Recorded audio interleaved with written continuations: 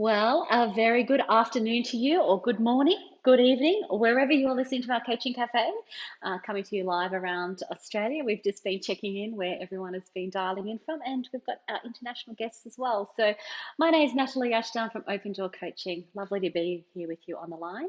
And today we're looking at managing tricky performance review conversations. And when I thought about this topic, I thought we'd better bring Paula Jones Hunt, our resident HR specialist, onto the line with us to give us her wealth of knowledge and experience. So great to have you join us again, Paula.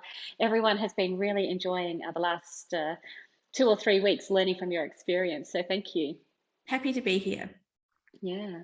Well, before we begin, let me acknowledge the traditional owners on the lands on which we're all meeting today and their continuing connection to the land and the waters and the communities of Australia. And we pay our respects to them and to their elders, past, present, and emerging. And we extend our acknowledgement to anyone today that might be from a traditional owner of the lands on which you are meeting, not just in Australia, but internationally as well. And if you're listening to this on our podcast, we extend our acknowledgement to you as well. So our agenda for today, we want to talk about why is this conversation so important that we're having, tricky performance conversations. We want to talk about what makes that conversation tricky, and that's where I thought we better tap into your advice there, Paula. We want to share the model that we're using for these conversations. And of course, then we have the opportunity in our time together to generate questions together. So we get a bit of a bank of great questions we can ask. So for those of you that are new, I think there's a couple of new people on the line. Welcome to our Coaching Cafe. We're all about creating a community. We're all about sharing learned experience, having thought-provoking conversations, and of course, we offer free ICF CCUs for you to attend the program, which we will give you at the end of our session. And as always, to all our regulars who come back week after week, it's so great to see you. Thank you for joining us. I know some of you are even in the car listening, which is wonderful.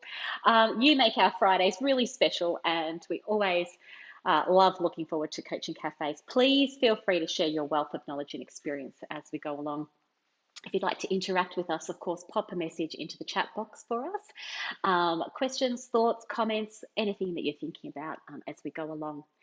So why are these conversations so important? Well, we've been talking about this over the last couple of weeks, and there's more and more research coming out around why these conversations are so important. I've got some research that we presented last week here from Gallup, and there's so much research about why it's important in terms of employees strongly agree that if they've had conversations with their managers in the past 6 months about their goals and their successes.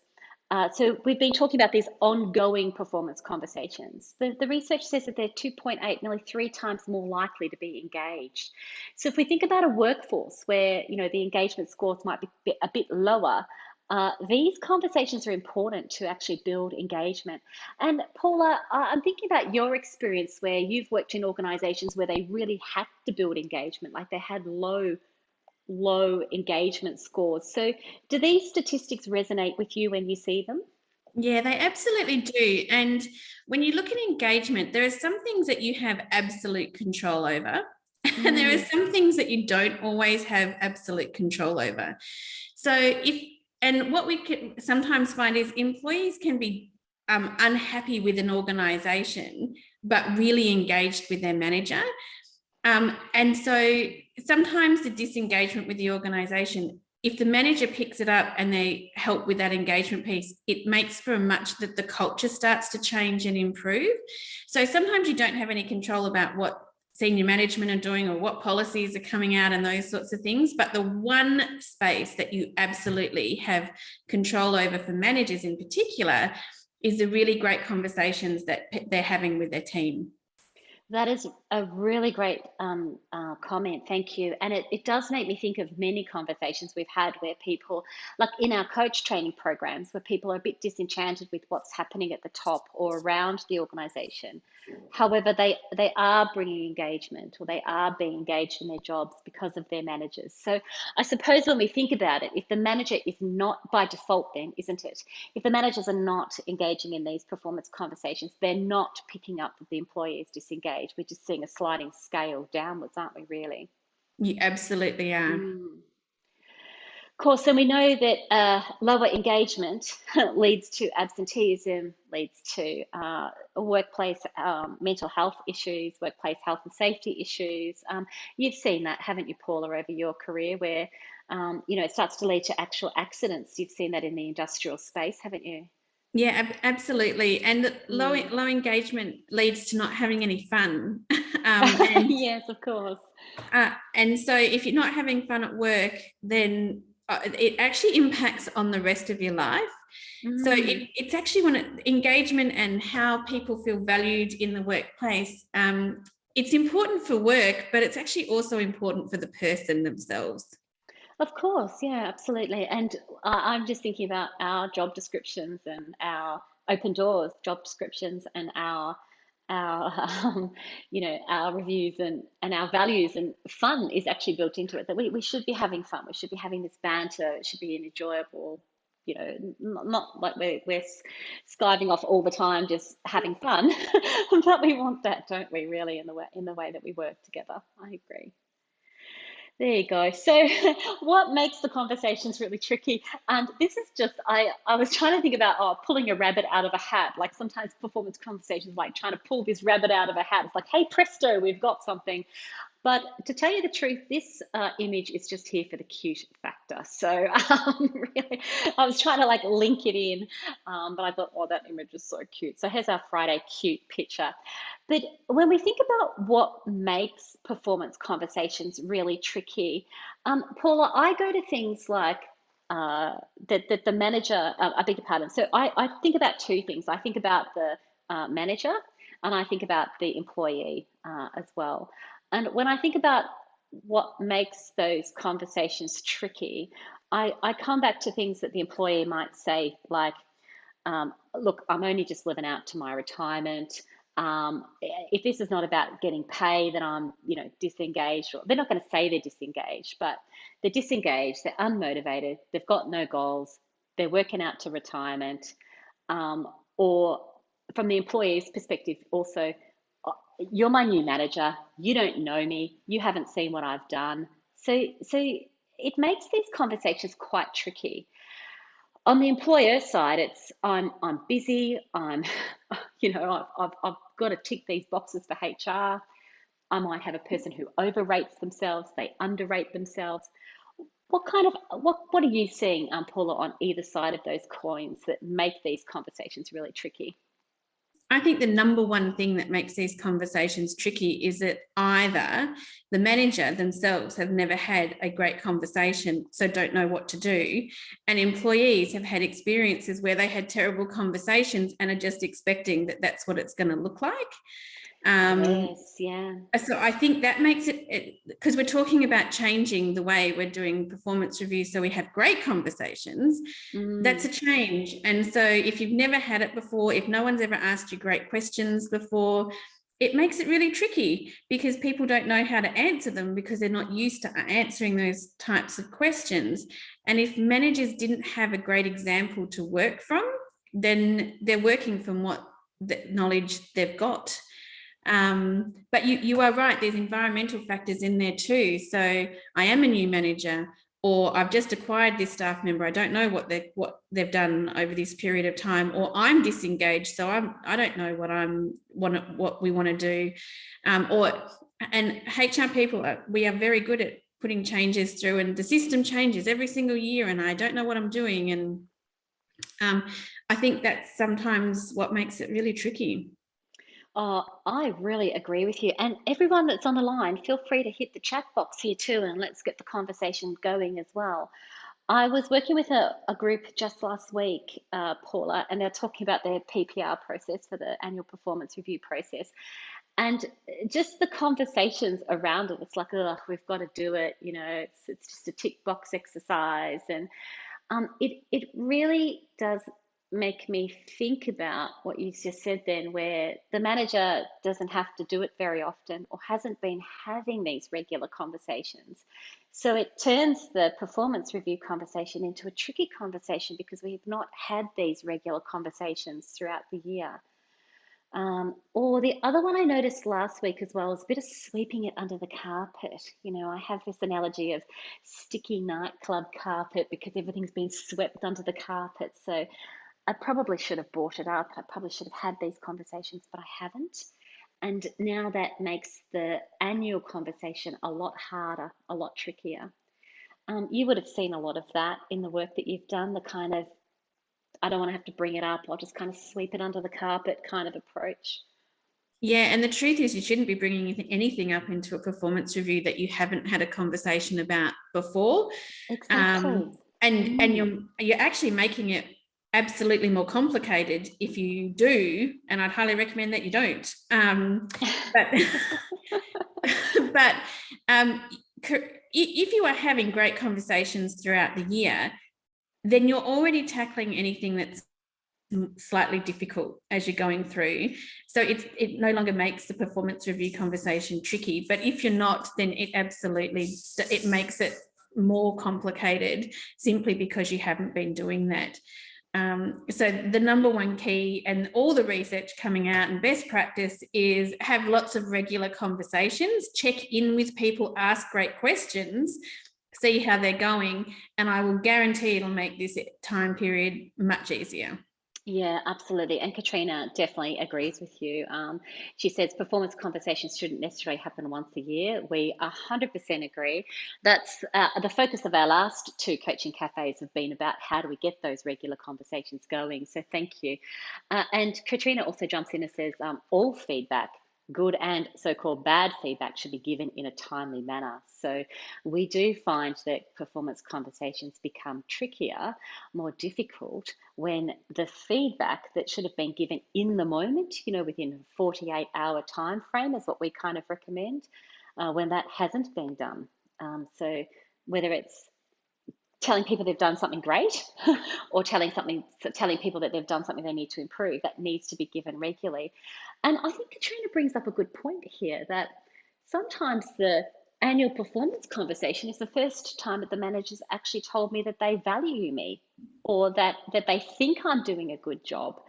And it can be a really unsettling time for the employee if they haven't received feedback throughout the year. And there's a number of people that I've coached over the years, Paula, that bring that up. My manager would have no idea. I'm hoping that my manager thinks I'm doing a good job because I haven't received any feedback. You would have heard that a few times. Yeah, absolutely. And for me, I think feedback is just feedback. I don't think it's good. I don't think it's bad. I just think it's some Labeling it. additional information that the person needs to work through things. And it was funny because I was giving my son some feedback on his football game the other day, and he said to me, "Oh, Mum, I just thought when people give you feedback, it's always bad." And I thought, isn't that amazing that even at such a young age, people Yes. think that when you're going to give them feedback, that it's always going to have a negative space. So it is really critical that we make sure that feedback is information that says, "You're doing a great job. I really appreciated that. That was a really great question you asked in that meeting." And they're really simple things that people absolutely value. And the more we do that, the less it makes conversations tricky, because people don't assume that you're going to tell them something bad as well. It's really true, Paula. And I've been reflecting recently because we've done quite a few sessions recently on this topic, on performance conversations and also on feedback. And I was wondering, where along our timeline did we learn that feedback is bad? Like, was it earlier in my career, or and then you mentioned with your son, it's possibly really early that the only thing people get is you're doing something wrong. So I agree with you. We need to address that. Yeah. And we've got Matthew jumping in. Thank you. You're saying here that, and we agree with you, Matthew. It's a really good, Matt. It's a really good summary. Annual conversations should be just annual conversations should be just wrapping up the cumulative sum of the regular discussions. Nothing new. And I think that is a very good summary. Thank you. We totally agree with you there. And Katrina says, despite managers not necessarily having a good experience themselves, the manager, as a people leader, should be leading by example to find ways to make it a good experience. So, yes, I can definitely relate to that with the conversations I was having last week with this group. They're saying our performance conversations are like this. But as Katrina says, like we might have a history of having performance conversations that, or reviews that are not that good. But we as people leaders need to address that. And that's the change you're talking about, Paula, I think. We need Yeah, to make these absolutely. changes with the coaching. Yeah. Yeah, just because you had them and you're not sure how to do them doesn't mean that you Mm, can't actually take steps to improve. mm. And listening to these sorts of webinars and doing the attending the sessions that organizations put on that talk about how do you create a great conversation is the first step. And also there's a piece in there about choosing to actually change that cycle and choosing to be a people leader who will have great conversations. Oh, absolutely. And that's exactly what Katrina is saying, isn't it? As people leaders, we are the ones that have to role model this and make those changes to make it a good experience. Yes, thank you. Mayuri, thank you for jumping in. You said it's challenging to work with a staff member who is a half glass empty person, yes, who doesn't have the right attitude. Can you share any tips that a team leader can utilize? Well, I'm glad you asked because, yes, we're going to go straight on and talk about that now. And that is one of the tricky things, isn't it? That kind of negative below the line. We talk about that in our Certificate 4 in Workplace and Business Coaching programs and on our Leader as Coach programs. How do we address that glass half full? How do we get people above the line? We'll go on just shortly and tell you about that. But we've got some other Guy says he loves it. Thank you, Guy. We love that you're here with us as well. Katrina also says, we know that people respond more positively and constructively to good feedback rather than bad feedback. Yes, there's a lot of research on that. Guy says, we say that all feedback is positive if it's given with respect. Thank you for sharing that. And ideally, using a feedback mechanism like SBI, so situational behavioural impact, to take the person out of it and focus on the behaviour. So the situation, the behaviour, and the impact. Thank you for jumping in, Guy. We love when you share your experience. So Paula, let's go on then. Thanks everyone. I'm loving the chat. Let's go on and talk about, well, what kind of questions are we going to ask, particularly to address that glass half empty, the person who's a bit negative about it, like I'm just working out my time, waiting for redundancy, that kind of thing. Sorry, Matt, you've jumped in again. Let me just grab your question before we move on. The conversation could be centered around the team members' ownership of the situation and the outcomes rather than them being told what to do. Yes, thank you. So that's where the coaching approach comes into it. Thank you, Matt. And we are talking about the coaching approach here. So we talked about this last week, Paula, but would you give us an overview again of the questions? So I know you took this with us last week, but we're really recommending here that we take a coaching approach to these conversations, and asking these types of questions really will draw people out, I have found. So even the people who are negative and their glass half empty and they're not motivated, they're not really engaged, I found these questions make a difference. Could you take us through some of them, the ones that stand out for you? We've got proud, challenges, improvement, and the plan. Yeah, so and sometimes these are the first time that people have been asked these types of questions, and Yeah. they can be skeptical about why you're asking me this question. Yes. Why are you asking me what I'm proud of? What an odd question to ask. Yes, Yeah, yes. and when you've got people with the glass half full, I mean, and we talked about this last week as well, is you really have to tailor the question to the person that you're with. But things about what's going well, nothing's going well. Yes, yes. I've had that. You've had that, haven't you? Yes, yeah. Oh, look, you give me any scenario and I've probably met that person and can play them very well if you ever need to practice. So you have to sort of change it to go, so what was the one thing that happened this year that you thought was good? Because if you can't find one thing, then we have to start thinking about, are you happy here? What does this, and switching it to things like, so when you're talking about the plan and you've got somebody who's really stuck, it doesn't have to be what's my next career move. It could be what's one thing that if it changed over the next 12 months would make would have an impact for you. Just one thing. See, as soon as you start doing this, Paula, I feel like I need to start writing down these questions. I'm like, what's one thing that would make it? It's fantastic. So carry on. Sorry, I just chuckle. I just love how you can just generate those questions off the top of your head, and that's so good. So Thank people you. listening back to the recording later can pause the recording and write them down. Yeah, so it might have been a tough year, but what's one thing that you're proud of, or what's one thing that you'd like to do differently? That's my favorite word. One thing you'd like to do differently next year. Yeah, Yeah, or what's yeah. one relationship that you would really like to work on this year? What's Mm. one aspect of your work that if that got better would have an impact for you, would make coming to work feel better for you? So it's really about, when you look when you talk about challenges, if you've got someone whose glass is half full, you are going to find that they're going to love speaking Oh, in this yes. area.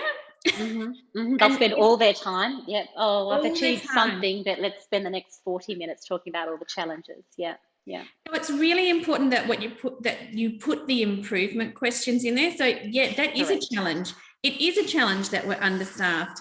And here are the things I can help with that. But what's one thing that you could do that you think would actually impact yourself or the team whilst we're understaffed? What's How one are thing? you working? Yeah, how are you working Yeah. to overcome those challenges? Yeah, sorry, I cut you off. Keep going. Yeah. Yeah, absolutely. Or you're right, we are understaffed, so we're doing that. So what's one thing that we can do as a team that will make the culture, the environment feel better or make a difference in that respect? So it's about taking whatever it is and finding and asking the question that's about, so what can you do about this? So where do you have control in this, and what could you be doing? And it tends to flick it from I'm just going to hang out and I love all the challenges to what does it look like if we're moving forward. And there is going to be, I agree with you, Paula. I know there is going to be a couple that are not going to make it. Like, like when I say that, it's I'm kind of chuckling because I went to my son's choir rehearsal, and they have the little ones, and there's the little ones that are, yeah, they're singing at the tops of their voices and they're having a wonderful time. Then you've got the kid over in the corner who's kind of picking his nose and he's on stage, and I'm like, oh, that one's not going to make it. But but the reason I'm sharing that story is because it made me laugh. But there are conversations where people are not necessarily going to get on board, but we can still, they're not going to make it, meaning that they're probably going to be put into a different process. But we can still use these questions for coaching them, can't we? And we can still coach our managers to use these questions to coach people, even those ones that we are probably going to put on a more formal performance management plan, which is different from just the performance reviews. Yeah, absolutely. And I won't, I don't live in a land of rainbows and uh, fairy tales. These are tough conversations, and I'm not suggesting by any means that you can ask these questions and you may have to work really hard to get the nugget out from that person. And performance management is very different to performance reviews. You might be undertaking a performance management process during a performance review process, but they're separate entities. And look, I had someone who wrote down their goals one time, which was to buy a house. And from a personal perspective, that's a very beautiful thing, but it doesn't really talk about what you're going to do at work. Yeah. But you can actually find questions in there like, okay, so what needs to happen at work to contribute to you buying your house? Yeah, Because absolutely. if you don't have a job, you can't buy a house. So what can happen? What could we be doing to make sure that that you're contributing at work to make those sorts of plans happen? So you can find linkages. And look, I promise you, sometimes the questions you ask them and they fall flat and you have to think of a different question. But if you just keep asking great questions, you'll get there in the end. Yeah, absolutely. I'm sure everyone, there's a lot of experience on the line here. I'm sure we're all recalling these types of conversations. I think what's important here also is that, Paula, we can coach managers who we're working with to use these questions, can't we? So I think sometimes managers struggle because they don't know what the good questions are. But what do you kind of say about that? Yeah, I would suggest if you've got a manager who's got a conversation they know is going to be more difficult, I would absolutely sit down with them and say, let's think of some great questions for you to ask before you get in there so that you've already got them and you don't have to think on your feet. So what do you think they're going to say at this point? It might not be exact, but at least if you've got a couple of backup questions to help, the manager goes in feeling much more confident that they're going to have great questions to ask. So we would map it out and say, which areas do you think are going to be the most difficult? And what are some additional questions you can have up your sleeve so you don't have to think about it in the moment? Yes, thank you. And feel free, everybody, to jump in here too. Remembering what you did say, that we are not wanting this just to be a once-off conversation. And we're trying to avoid it being a tricky conversation because this is the first time we've had the conversation. So it might be that we're having regular conversations throughout the year, and some of those conversations are a bit tricky. So we want to address them at the time, rather than waiting to the end, as everyone has actually said. So thank you for reinforcing that as well. So, any other thoughts or comments that you'd like to jump in there with, people that are sharing your knowledge and your experience? Feel free to jump in there.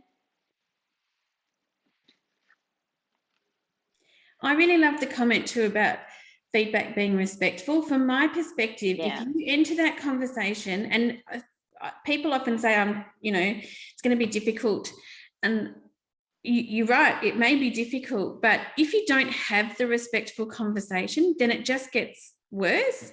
And so long as you come at it from a respectful place and wanting to actually work with the person, then that's the best that you can absolutely do. So respectful is a great word to use in regards to it. I think sometimes it's disrespectful not to have the conversation because you've left the person knowing, like, they don't know that you've got a problem with them, and things escalate from there. Yes, that's very true. Yes, I agree with you. So Matt's jumped in again and he has said, I found that you can highlight the need for the team member to take part by using questions. So what have you tried so far as well? So yes, thank you. What have you tried so far? How did you overcome those challenges? What's still outstanding? They're really nice questions as well. Who should lead the discussion, Paula? Is one person better than the other? Well, what's your thought? I mean, I think I've got clear thoughts around this, but let me throw that question to you that's been asked. I suggest managers give themselves a break and ask great questions Mm-hmm. so that the individual is. I guess the question is leading. The manager leads the conversation by asking great questions, but the person who does most of the talking should be the staff member. Yes, yes, I 100% agree. And in fact, organizations where we're working with, where we have done performance reviews, so we've taken this type of content and we've delivered it to organizations in half-day workshops, for example. Um, we practice actually using these questions and doing the coaching and staying out of the space and actually allowing the employee to take responsibility, or the team member to take responsibility and answer the questions. But it's not just like a one-way street. I ask the question, you answer the question. It's a conversation that we're trying to have, for sure. The other thing we've talked about over our last couple of webinars also is that we want to send these questions to people ahead of time, so they can take that time to have a bit of reflection, a little bit of introspection, and then they can bring more quality conversations to the actual meeting that we're having as well. And sometimes people miss things, and it's great for managers Yeah. to be able to say, you've completely forgotten that you achieved this over this period of time, and I didn't forget. So, and how good is that to be able to tell someone that? Absolutely. Yeah, I absolutely agree. Well, thank you. We do have a new Leader as Coach format. The current course is booked out, but please have a look at our website. These kind of ideas we've got are featured in Leader as Coach in our certificate for in workplace and business coaching. So feel free if you're interested. We are also running a half day and 1 day workshops on this entire topic. So it's really good timing to have us come in. And of course, we can deliver via Zoom. And we are now delivering face to face, which is delightful.